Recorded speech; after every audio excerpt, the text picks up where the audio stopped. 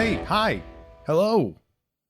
There's not a person on the other end of this to do the bit with, so it's not as good. But hey, everybody, welcome to another glorious episode of Jeff Has Cool Friends. Of course, we are at the end of 2024, which means that I am going to do an unnumbered little bonus episode here. And as I did last year as well, sort of like an end of the year wrap up, like let's take a look back at 2024, see what happened, what didn't happen, what we liked, what we might not have liked, and what has gone on throughout the past 12 months, really. So I do want to take a shout out first and foremost to say thank you for listening, obviously. Like that means a lot to me, especially if you're on the Patreon, you are supporting directly, or if you listen for free. Like no matter what, I appreciate you. I say this a lot, and I think people don't understand where I'm going with this, but I'm like, I don't really like this version of me doesn't exist without you. Right? Like a version of Jeff May exists without you, but he's so different because he's doing different jobs and he's doing a thing. Like I am this person because of you. So I really appreciate that. And I don't ever want that to be downplayed, right? Like in Buddhism, when they would talk about like, you know, there are so many versions of you that exist, right? Because every version of us that someone perceives is how they perceive us through our actions and our interactions, right? So like this version of me that you're all receiving like doesn't truly exist without you. So my first big like, hey, it's like, hey, thank you. Like, honestly, thanks a lot. It's been a weird year. I would say a very roller coaster year, which, you know, I have a feeling I need to start to get used to. I do want to go through and just take a look at a lot of the guests and just shout out all the guests that we had this year, because a lot of you are relatively new. Some people will join a thing and they won't necessarily go back. I know some people go back and listen to old episodes all the time, but I just wanted to count out like, you know, all the great people. For example, like our first episode of the year was Kat Lakoe, who was also known as Vixen DeVille, who is just this incredible like burlesque vaudeville magician. Like, I don't know. She's like a mega talent, and she's still just really knocking it out of the park. So I'm like super, super proud. And again, same thing with Bailey Norton, a great comedian. And aside from the fact that, you know, she did the show, like she's also done Mint on Card relatively recently. I think she did the November show. Just super, super funny. She's an absolutely like a murderer in all senses of the word, except for the literal word. And she's just really great. I really enjoy seeing her. I love her and her partner, Kyle, who also was a guest of the show. Just two incredible people that I just love knowing. Another thing too, you might notice is that I've been trying to be more aware of how I'm booking the show. I'm trying not to put two of the same types of guests in a row, if that makes sense.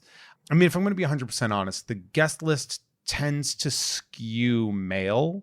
I'm very aware of that. That's not like a secret. And it's not for any, you know, choice. It's just the number of people I have in certain parts of certain fields, that my friendships tend to oftentimes skew male, and yeah, it happens. But I've been trying very hard to make sure that I not just diversify the guest lists as far as like a specific demographic, but also in like careers and jobs and, you know, visibility, and also like fame levels as well. Like, you know, because everybody's on their different levels and stuff. So I've been having a lot of fun. I was going to say this before I started listening this out, but I've been having a lot of fun because a lot of people point me in the direction of being like, you know, you'd probably grow faster if you had like, you know, more of your famous friends on in a row. Like people really like that. And I'm like, well, sure.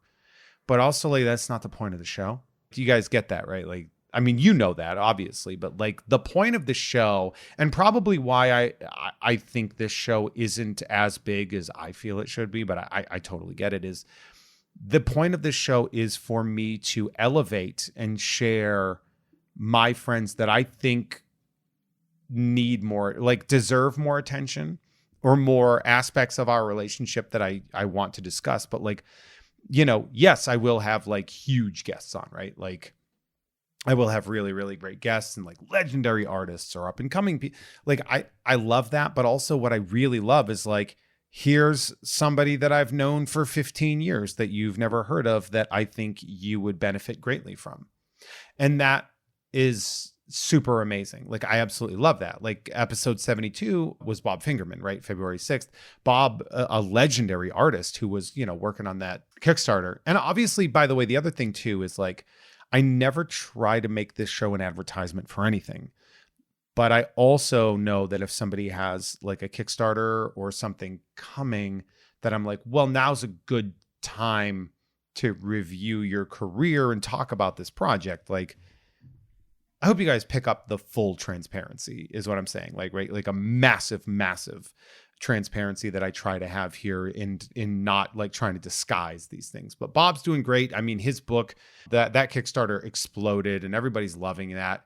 And another one that I was really happy to bring on was John Jabs from The Past is Alive.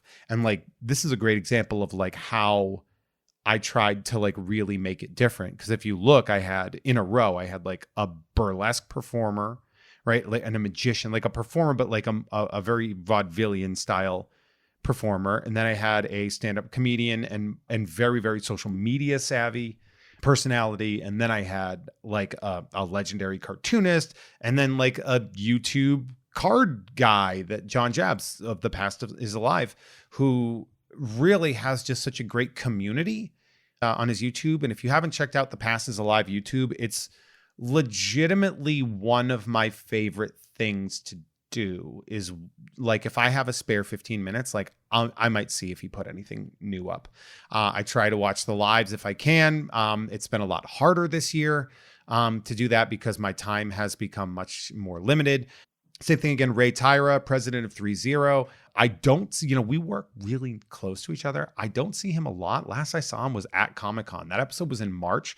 I saw him at Comic-Con and he was just like, I've been so busy. I've just been pushing everything and doing so much. So super proud to see him going, as well as Dan Bakkedal. Speaking of guys that I absolutely adore. Now, Dan Bakkedal, of the like famous guests that we've had on here, and boy, did that feel uncomfortable saying, like, I think he might be one of the most recognizable. All the great stuff. That Mr. Johnson's Time Machine podcast, absolute delight. And, Dan is such a great anomaly. Like, he doesn't exist on social media. All of our interaction is through texting. I haven't seen him at Pinball a lot this season because he was just working. He was just like, yeah, I'm filming this thing. And obviously I can't disclose any of the things he told me, even if he did. But like, I loved the comments on that episode because everyone's just like, oh, I love that guy. It's that guy. And then I followed Dan with Tom Krajewski, who just an absolute, I see him often. I saw him a couple weeks ago at Arsenal Comics 10th anniversary. He and Jen Muro were doing signings for Primer. Primer's still blowing up. Primer Series 2 had come out, but he did Batman. And now, like currently, I think it might have just wrapped, but he did the latest Marvel Zombies with Dawn of Decay. So Tom's career, and doing his stuff, obviously Primer was a big deal, but then he got into like Batman and he's writing a Batman story and now he's writing Marvel Zombies. So he's finding himself in mainstream comic spots where he was previously just working like animation stuff and doing in his own world comics. And then all of a sudden he's writing Marvel Zombies and Batman. And that's pretty great. Speaking of which, Ken Napzok, speaking of wonderful dudes that I see, he's obviously doing great. Love his sports card ASMR YouTube, which is just so fun. And I know a lot of people were saying that they got really satisfied by the sports card ASMR channel. I know a couple of people messaged me and there were comments as well that were like, didn't know I needed that. And now I love it. Rocom, amazing. Just an amazing, like I obviously donated to his Kickstarter, The Mighty Maniacs Dark Earth. I adore this dude. He's really been having a good time. Now I think he's doing a lot of music. I think his band is called Throwlight. So definitely check them out. I believe it's Throwlight Official on Instagram. But it's just another great example of artists branching out and not just existing in one form of art, right? Like that episode, by the way, an hour and a half. And that was like, I was like, oh, we would literally go forever.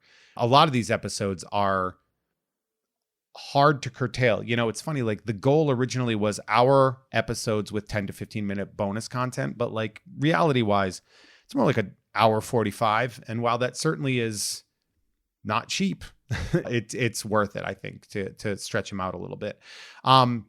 A good example, John Ozale, absolutely brilliant, hilarious, just a genius. I know it's a word people use a lot, but like, I think he's a genius. David Silverman. So David Silverman was my guest in June of episode 80. And just, I could look at his resume all year. Like, it's just unbelievable. Like, and it was funny because I knew him from The Simpsons when I met him, and he's like, "Oh, I'm David," and blah blah blah. And I was like, "Oh, okay." And as it grew along, and it was like, "Oh, but you were also involved in this," and he was also involved in this other stuff, and it was like crazy to me. Just like a super good dude. Saw him most recently, I believe, on Halloween, so not terribly long ago, about a month and a half ago or 2 months. John Hastings, just really banging out comedy, brilliant, hilarious, funny, great job, and James Voitel as well, James Voitel Jr., just, really pushing the puppet stuff and just being such a fun guy. He was actually, and I don't know if he brought it up in the episode. It's been, 5 months since I've heard the episode, but I don't know if he said this, but he just liked the show. Like, he liked this show. And so to have him on the show, he was like, "Really? You want me on the show?" And I was like, "Dude, yes. I think you're fascinating." And he is. I think he's a fascinating guy. And I'm really glad. And we're still in contact. And speaking of amazing people, Todd Stashwick, just an absolute great thing. He had that progcore fantasy, Dark Age of Fear, which came out. I know one of my best friends, Lisa, my co-producer at Mint on Card, she donated she donated a lot for like the whole thing. Like, I think she made the big one here. Todd, I think there was an announcement. So Todd, obviously Picard was really the thing that pushed him. Yeah. But so in September, so we recorded this in July, about 2 months later, there was an announcement that he was going to be in Vision. So Todd, since we recorded, it was announced that Todd is going to be a member of the MCU. So how rad is that, huh? Speaking of just incredibly rad people, I mean, the Taffeta Darling, or Taffeta Darling, if you're nasty, just what a human being. Like, an unbelievable human being and a great addition to my life. It's one of those things too where she and I matched up so wonderfully well that she's one of those people that when you meet them and you're just like, "Oh, I like you are such a great part of life."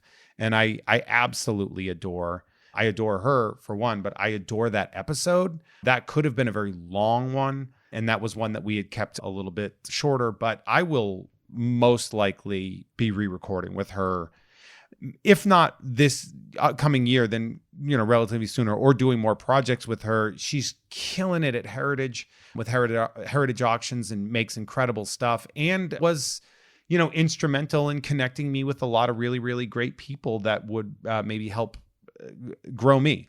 So like, it's one of those things where just absolutely one of the great additions to my life to have, and just at a chance encounter at Comic-Con.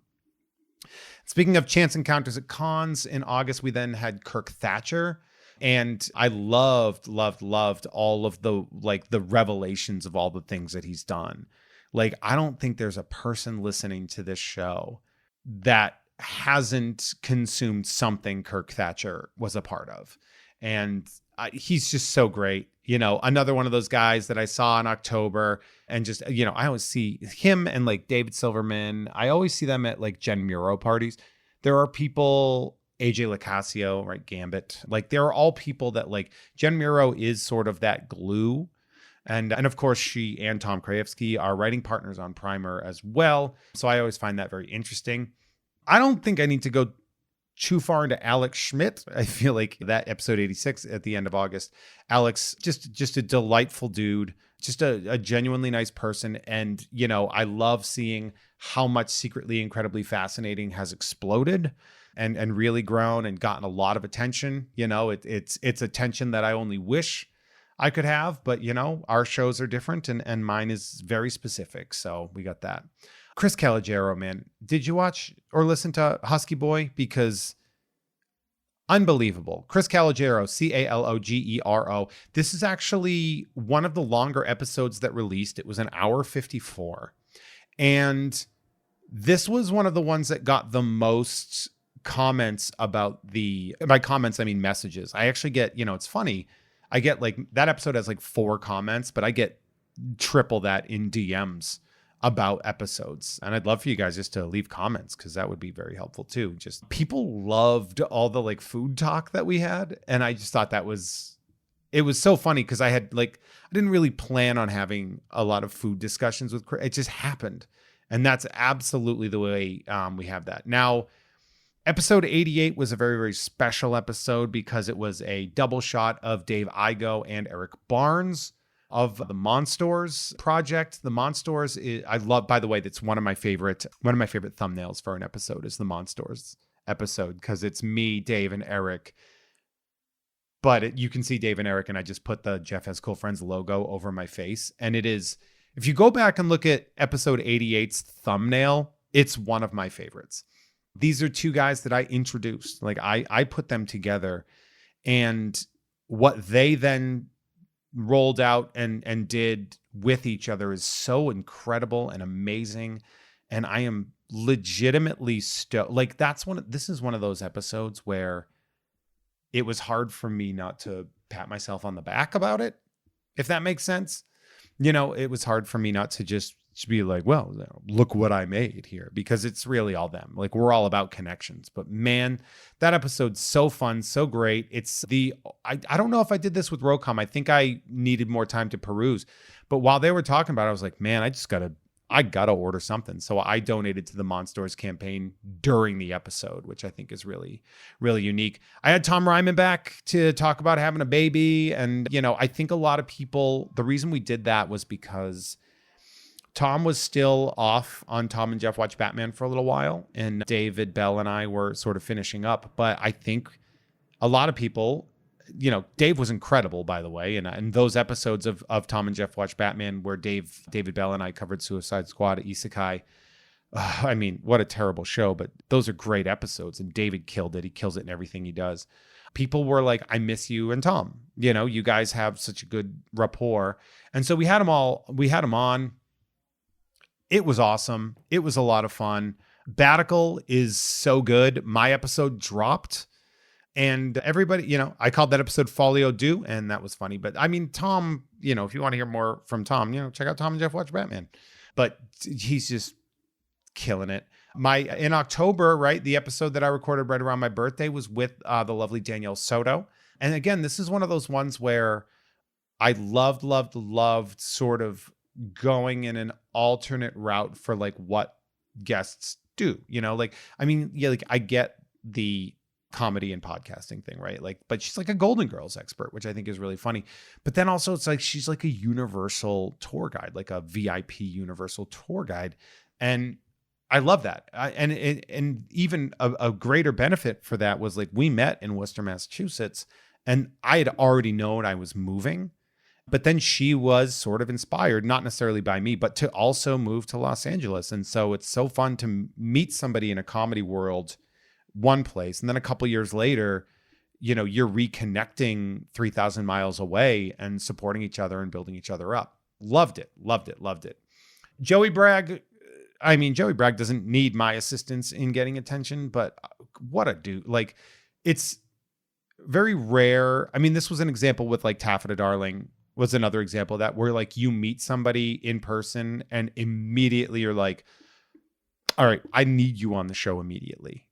Like, I need you on the show as fast as possible because I want to capture the discovery of a person, like when you're kind of new into like interpersonal relationships with a person, like you want to capture that, right? Like you want to hold on to that and you want to see that exploration of each other's personalities and interests and stuff like that. And Joey and I mean, we clicked so well, and I was like, do this show. And then he's like, yeah, your Batman show sounds fun. I'm like, do that too. And he did an episode. I think he did the first episode of Caped Crusader, which was really, really fun. But just like so funny. He and I went and like got a sandwich together right after that. I think I actually talk about the sandwich on the episode. The Ben's Pastrami from Hi-Mart in North Hollywood. Absolutely loved it. I figured then that was great. And then it like sometimes like with Joey's episode, they're very specifically like, oh, this is a person I need on right now.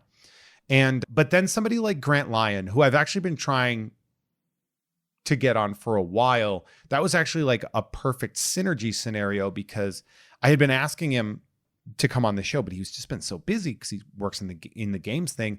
And then I'm Kind of a Big Deal came out, right? And that's his game.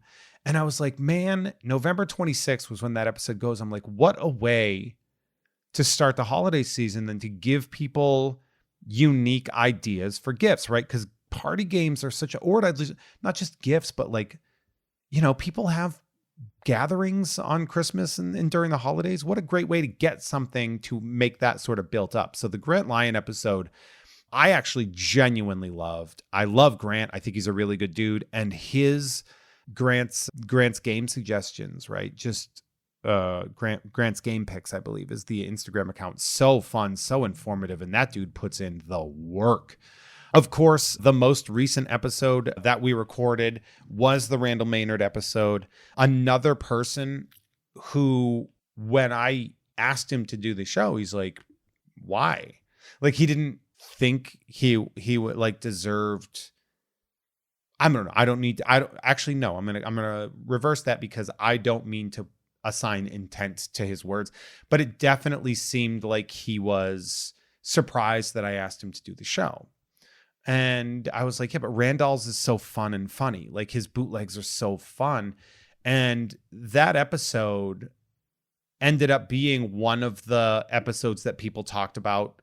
Like immediately people were like, I love this episode. Like this is such a great episode. And they went really, really wild for it. And so like when you looked at theirs, right? So we did 23 total specific episodes. Is that like 23? Oh yeah. You know why I was like 23? Because I was like, that doesn't seem right. It seems like I'm off by 2. But the reason for that, of course, being that I released in early January, the Jeff Had Cool Friends in January 2nd. And so later January, we get the Vixen DeVille and it moves on in there and everything like that. But regardless, I'm looking at this grouping and I'm absolutely in love with the way this year sort of panned out as far as booking goes, right? And I love every episode. I don't think there's a bad episode in the button. Like, like there are some episodes people release and they're like, I'm not proud of it. But like one of the ways I've managed to secure episodes that I'm always going to be proud of is just by having that sort of relaxed vibe of me. And this is like reality. I love pumping my friends up. I do it all the time. It actually freaks people out at my boxing gym. And I'll like walk up to somebody after training with them or after boxing with them, or even being next to them and noticing them and complimenting a specific thing and kind of lifting them up and being like, this is why you rock, man. Like, this is like, you're so great at this thing. And I'm super proud. And they're like, what? And it's like, yeah, man, like how easy it is to like lift people up and talk about how great they are and everything like that. That like, it legit is my favorite thing, right? And so it's funny too, because I want to definitely do, and another reason that I'm releasing this episode early, because I thought about taking a day off. And by a day, I mean half of December. But I also felt like that might not be running the Patreon where I don't release things as often as say like Adam Todd Brown, right? On the You Don't Even Like This network, where it's like every day and a half you get a brand new recorded professionally podcast. I'm not that, right? I have a bi-weekly, I have 2 monthlies, I have a lot of like information coming in and I do a lot of like streams and stuff like that. But like, I'm definitely not where those guys are, where they take a week off and they've still already produced a ton of stuff, right? Like I'm not that. And as easy as it would be for everybody to tell me how, oh, it's fine, you deserve that time off. And it's like, yeah, but also, like kind of a thing. Like I know you would say that. And of course, last week was an absolute blitz. Last week I recorded I think, what was it? Like last I saw like 7 or 8 things that were released within 5 days. That was a lot. But at the same time, I wanted to make sure that people were happy. For another example too is yesterday I did a little bump for the Do You Hear What We Hear episode with Alex Simonovsky, because I was like, I think some of you missed that. A lot of you guys are new, and that's very exciting. I also want to do this too, because I want to make this a very good and a good value for the people that pay. Like, some people pay for the privilege of having their producer name in there, and I want to make sure that they get that too. So it is also important to note, and of course, I hope this is, sometimes people shift and they leave and they adjust without letting me know a name or a change. Like, I usually, like, I need to be more proactive about the DM aspect of it, even though I try to do that all the time. But it is my fault for not always making sure that I have everyone covered. I just assumed that everybody would have that, and that's a dumbass move on my part. But I want to give up top, I want to shout out El Celdo, who is a nerd producer who DM'd me yesterday and was like, hey, you haven't said my name on Nerd, and that's what I do. And I was like, oh, crap. That's my fault. And so even though this isn't Nerd, I don't have another episode of Nerd coming out. So I did want to give a huge and massive shout out to El Celdo for being such an amazing supporter and for supporting Nerd, which we're going to talk about after I go through the rest of these producers. For example, I'm going to give a huge shout out right up top on this one as well to a very, very good friend of mine from back home who said that she had been waiting until the time was right financially to become a Jeff Has Cool Friends producer. And now she's here. And she is my friend Julie. She's somebody that at some point in time I actually would like to have on the show. I have definitely taken people that are not sort of like, not the kind of people you expect on a comedy podcast onto the shows before. I did that with my brother Dan and the stuff that he did, and people really like those episodes. So I do like doing sort of more hometown episodes. But Julie, one of my, I don't want to call her a high school friend. We were friendly in high school. I had a huge crush on her in high school, and now we are like super, super platonically in love. We actually just had a great conversation about how much I adore her family and the relationship that we have and how greatly it grew. And she also is one of the best masseuses I've ever had in my life. And she wanted to say, hey, especially if you're in central Massachusetts, check out blacktulipmassage.com. That's blacktulipmassage.com. I always go home and schedule a massage with her because she is absolutely just one of the best. And another huge big shout out to the Jolly Holly Christmas Fools Wandering Unpierced Left Nipple Cider, served at room temperature. Fa la la la la la la la. A person who I may have mentioned this before, but like was at Mint on Card and was sitting next to David Igo, who was also at Mint on Card watching, and was just kind of like, oh, I gave to your Kickstarter. It was really fun. A big shout out to Funky J Mousley, comes out at night. Mousley. Speaking of Aliens references, I don't know if you guys have seen the Mike Mayhew metal print, the Aliens metal print that he has, but it is so good. You should check it out. A big shout out to, I'm going to start calling Yoda Old Grogu just to see what happens. And a big shout out to the lovely Sweet Keel. A big shout out to that scene in Lost City where Brad Pitt dies. Aldo Vargas is adding Jeff Has Cool Friends producer to his resume. And of course, my boy Burrito, Mr. Billy Beck, the To Be Terror Bunny, thinks you should watch the Puss in Boots sequel. It's surprisingly good.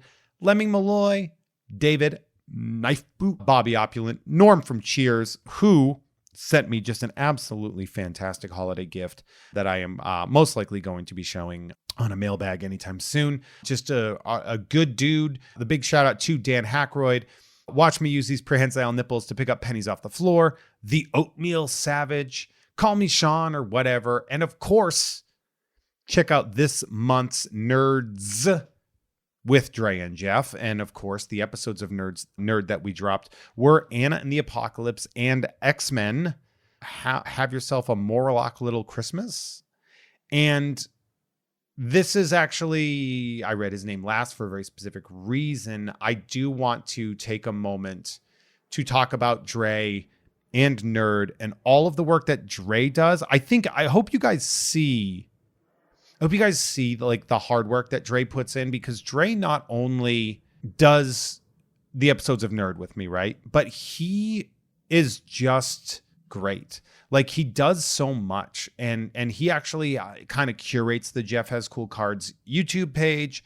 He does a lot of really, really great stuff. He, of course, does his own. He does I Must Drake You. Like when I was doing I Must Break You, and he's like, I would like to do that. I'm like, you can have a slot, like do it. And so the I Must Drake You episodes on Monday nights are just so fun.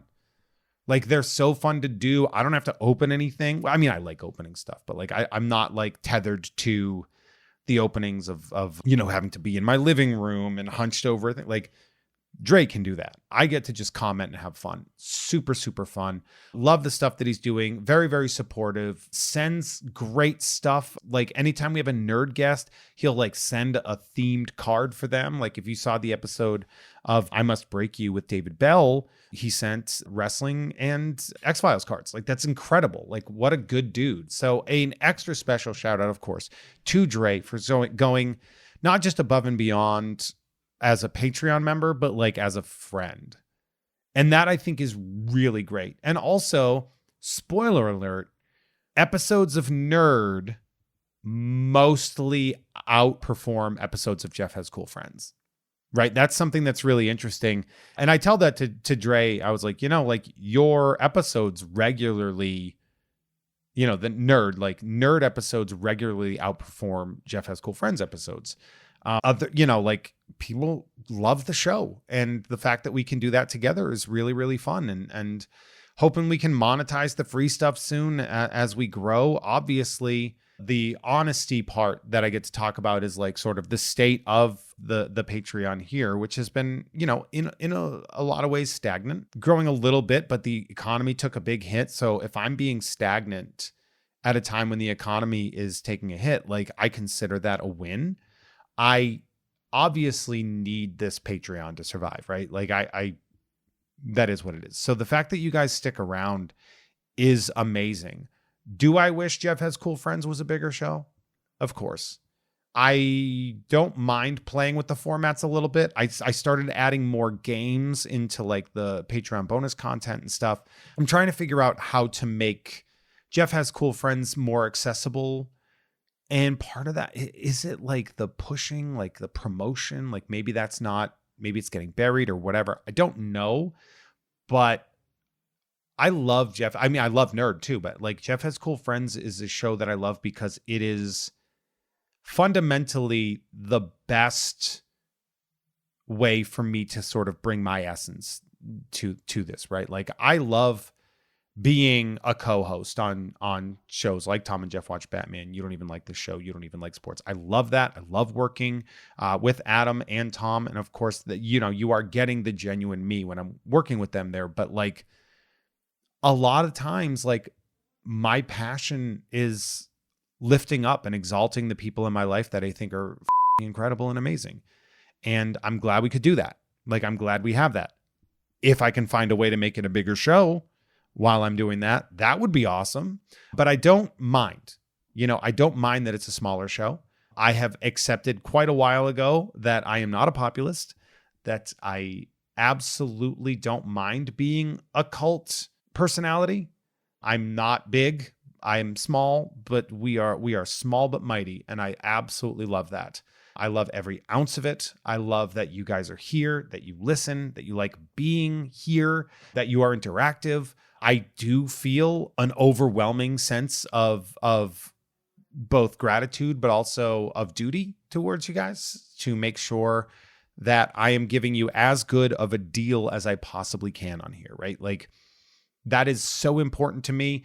It's why I didn't change the price of the packages, when we had it at the $35, and I'm like, all right, it's probably it is a really good deal. I think the packages are a really good deal, but I was like, I got, when the new year hits, I got to cap that 35 off and start doing the 40 on that point. And hopefully, people will be all right with that. But it's just one of those things too. And I would add, I have taken on a lot.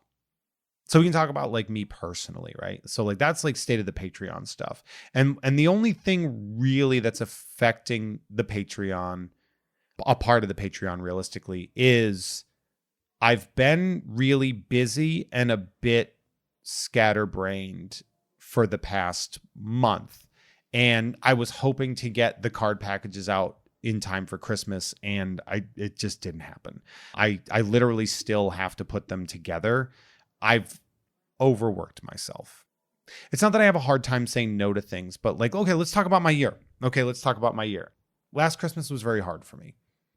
I had gone through a breakup that was long overdue, but also had immense cataclysmic repercussions in my social life. It made me not feel great. I was like made to feel bad about finally like speaking up for myself, right? And like finally getting a spine enough to cut something off that was not healthy, right? And I was ready.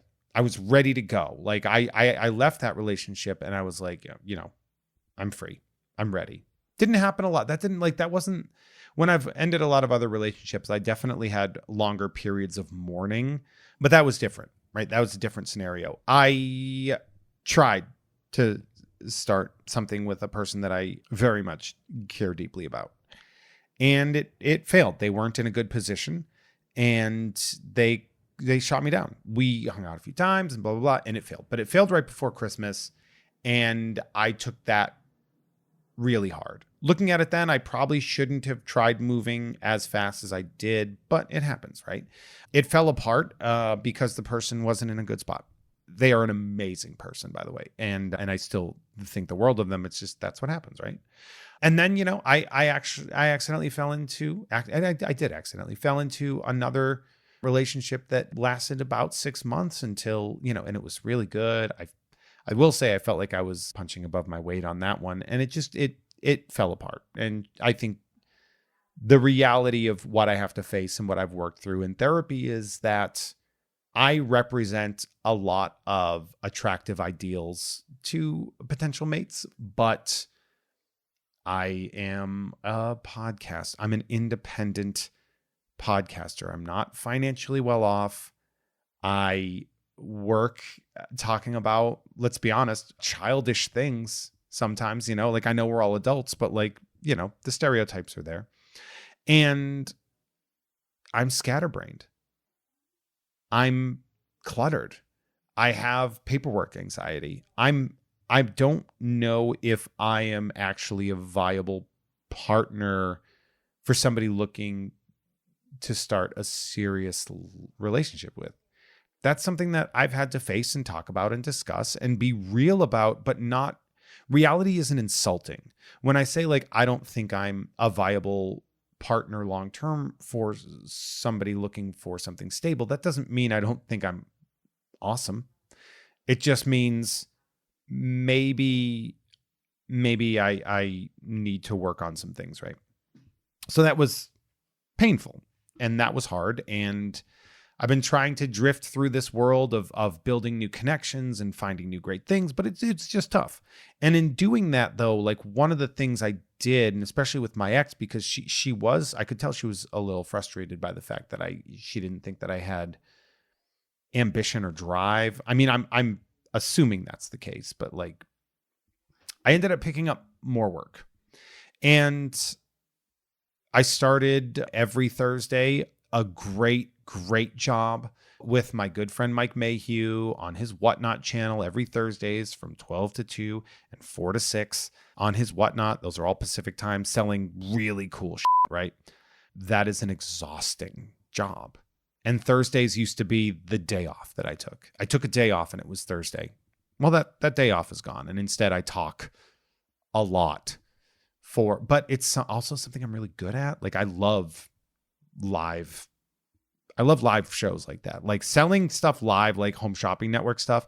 Surprisingly, like a weird talent that I have. So it works for me. It's a good paying job, working for a good dude, putting good stuff into good people's hands. I love that job, right? I also picked up a job with Heritage, as I kind of previously talked about. Like you may have seen the Tetris video, and I'm working on more.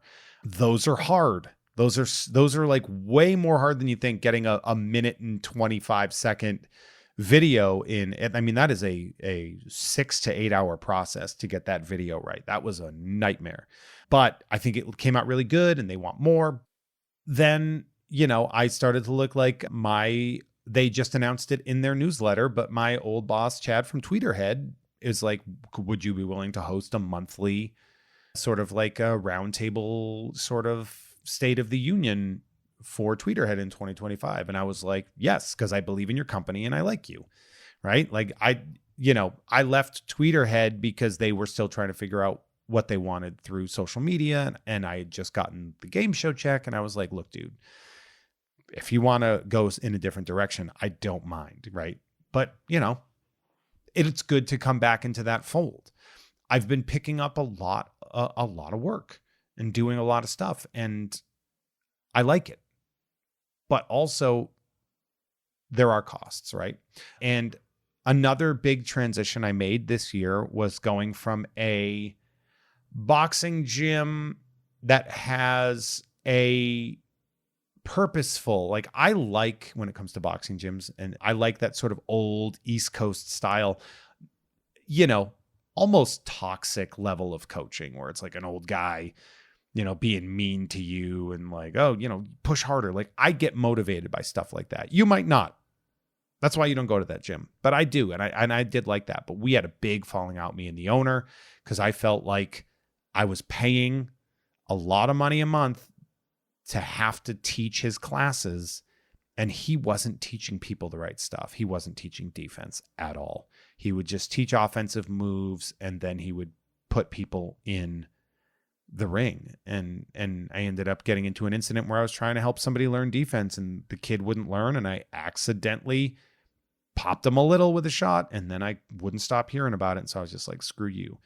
Went to a new gym called Prevail in North Hollywood. And if you are around and you want to get in shape, please talk to me about Prevail, because I am in love with that gym and the community that it has sort of built up. So that to me, like a very huge and wonderful experience that I've had is shifting to Prevail. I also work out, almost every morning at either 9 or 10 or both. So like, I'm getting back into a shape that I love, and doing a sport that I love, and building this really great community that I'm really infatuated with. I truly love them. I was there today. I did, today's of recording, it's Monday, and I did a 9 a.m. and a 10 a.m. and, met some people that were willing to hit me and have some fun and do all that. So that was really, really great.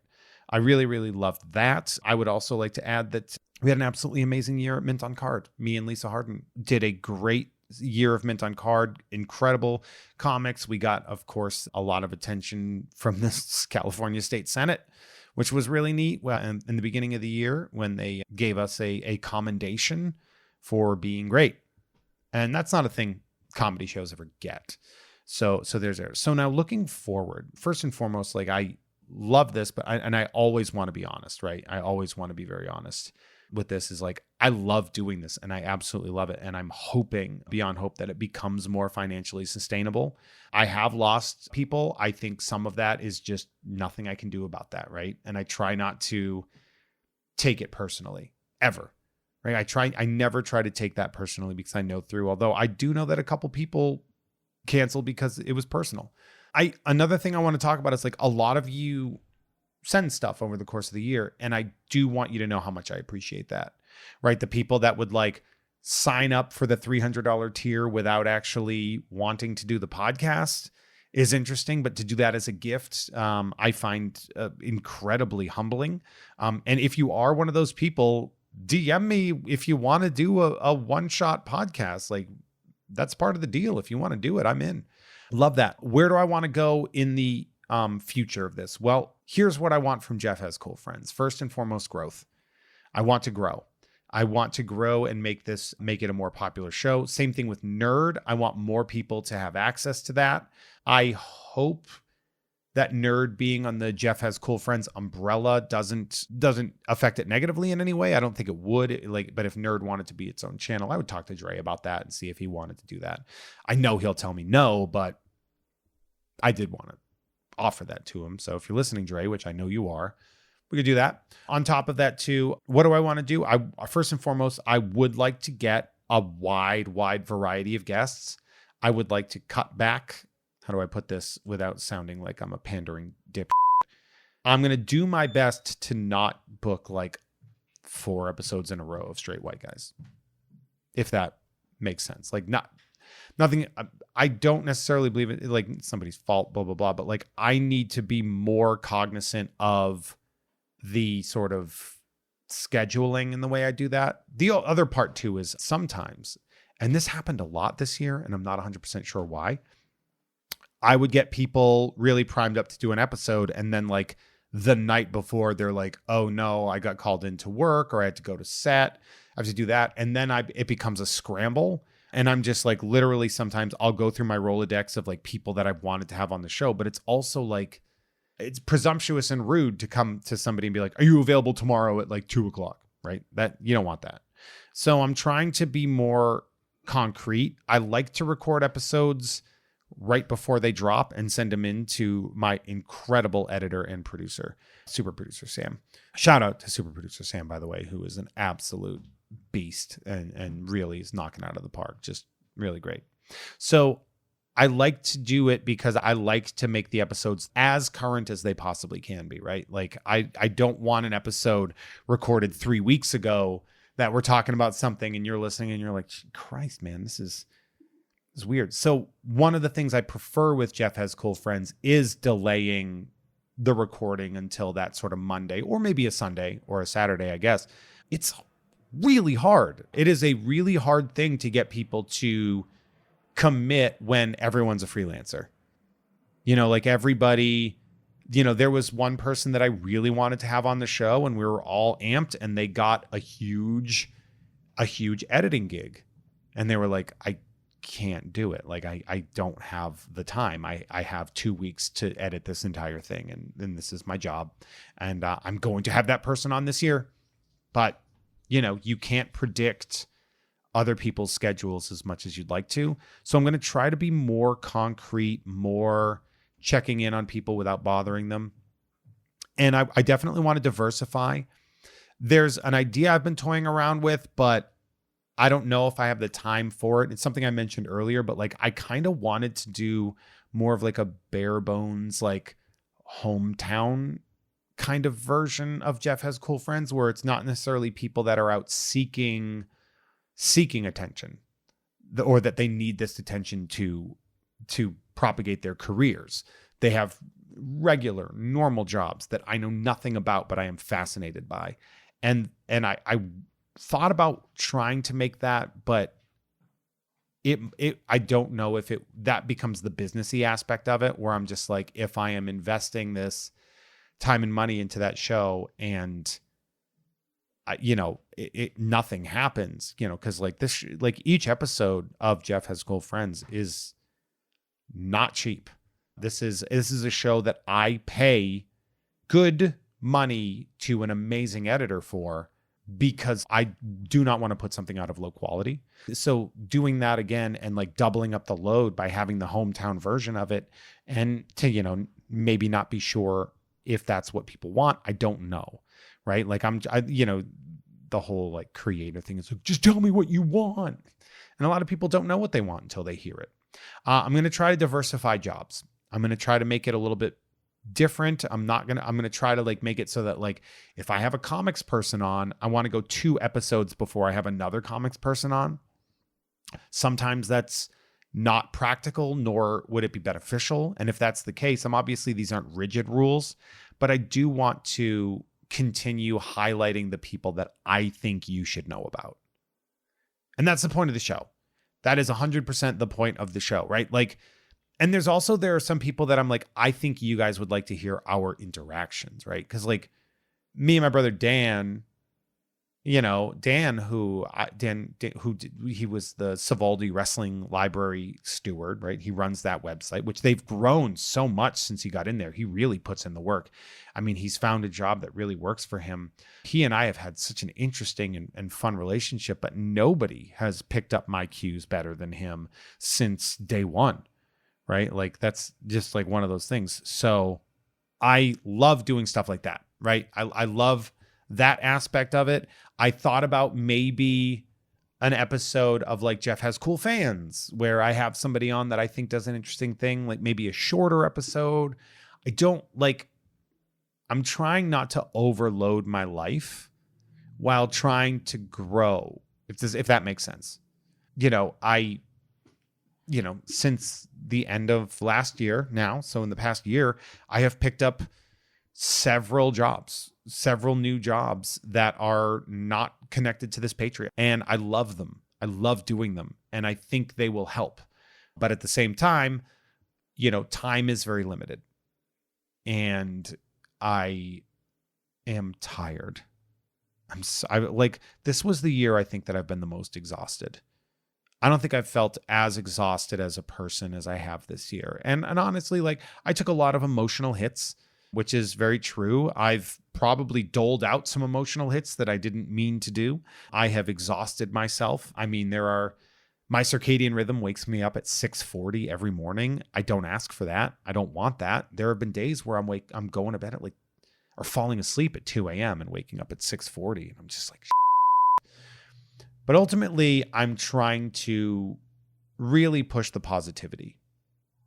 I'm really trying to, this year, especially at the end of the year, as I'm wrapping it up, I was so depressed at the end of last year, so fundamentally broken by just leaving something that was very bad for me, hoping to move on something that I thought would be very good for me, that falling apart.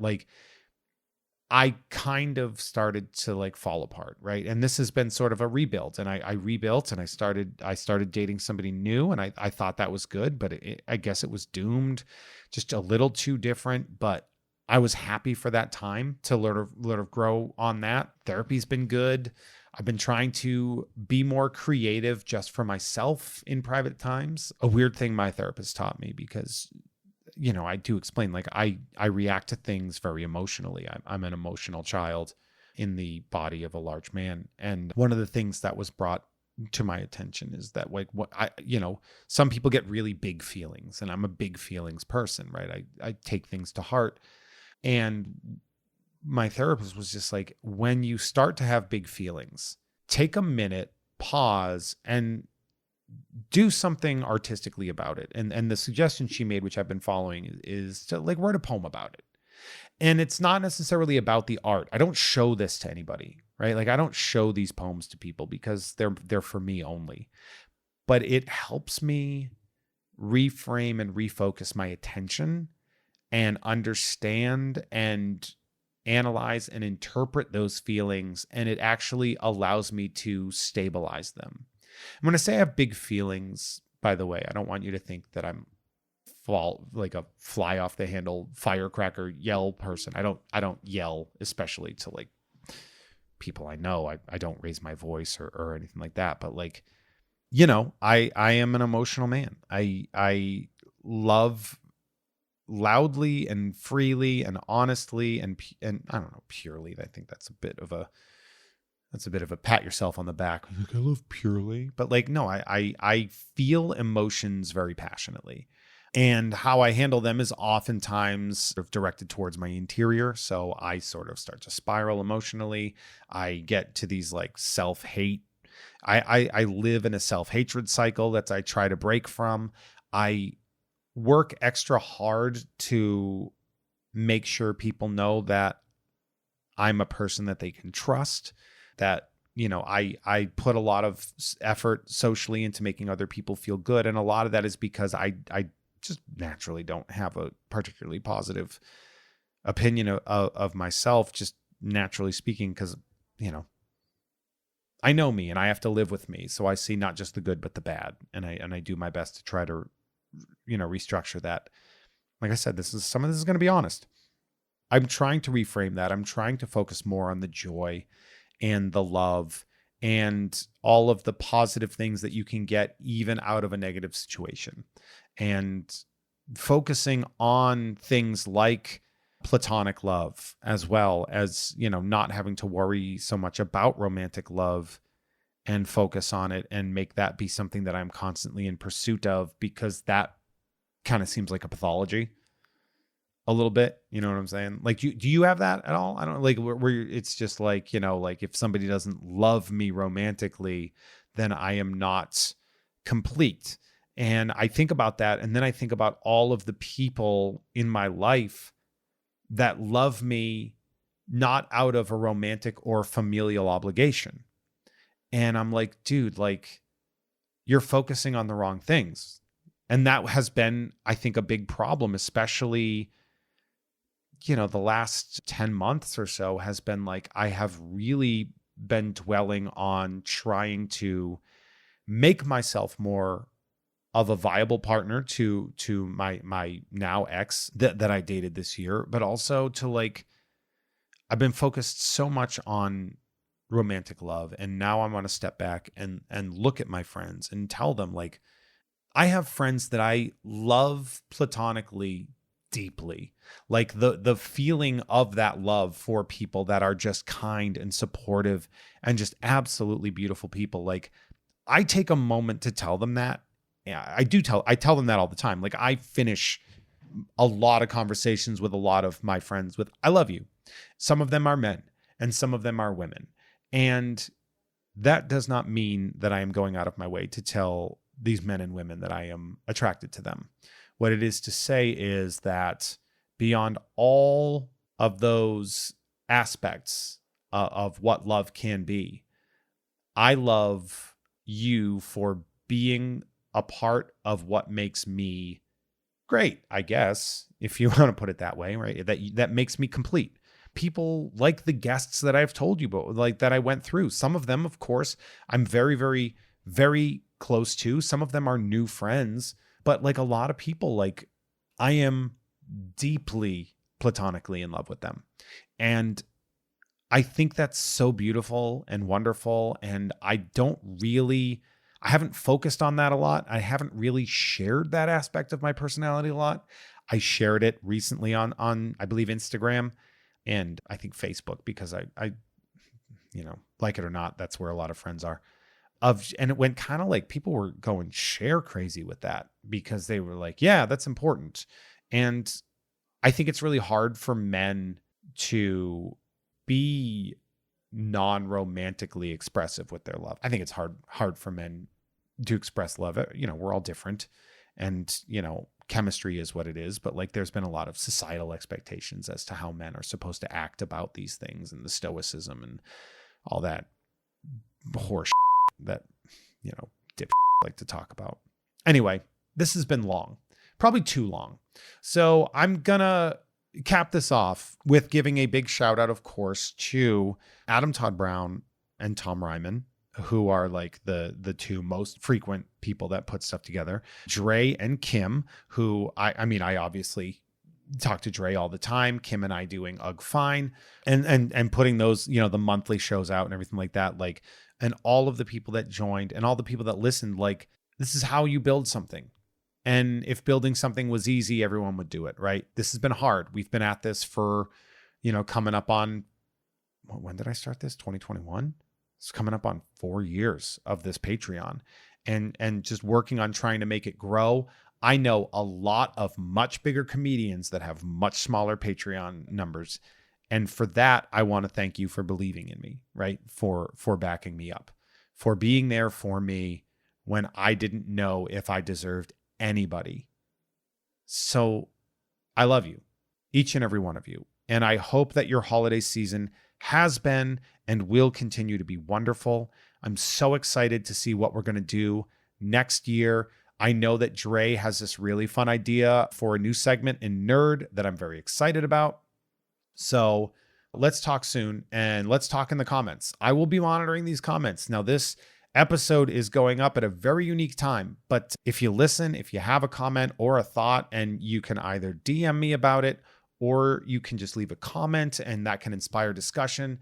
If you can, follow the @JeffHasCoolCards YouTube channel. That would really help a lot. Like, restarting that YouTube, I was hoping we would grow a little bit faster, but we're sitting at like 260 subscribers right now, which is like, we're not monetized yet. It's going to take a while. Every one person that sort of subscribes pushes us closer to being in suggested algorithms, pushes us closer to people finding us. It's free. all the Jeff Has Cool card stuff, the sharing, the liking, the commenting, the hitting that notifications bell. Like, I love the card thing. And after I did the episode of I Must Break You with David Bell, he was like, that was so fun. And I looked at him and I said, I love doing Tom and Jeff Watch Batman and Jeff Has Cool Friends and stuff, but like, I would love to do just cards full time. It's such a great thing to do. It's so fun. Anyway, you're all amazing. I am tremendously grateful for each and every one of you, for all that you do, for all the time that you have spent here. But for now, I gotta go. I'm making this episode even more expensive, and it's just me. So thank you all so much. I adore each and every one of you, and I just am eternally grateful for you. I hope you have the happiest of holidays, and I cannot wait to see you in the new year. Love you. Love yourself. Please be kind to all the people in your life, even if they're a pain in the ass. All right. Love you. Bye.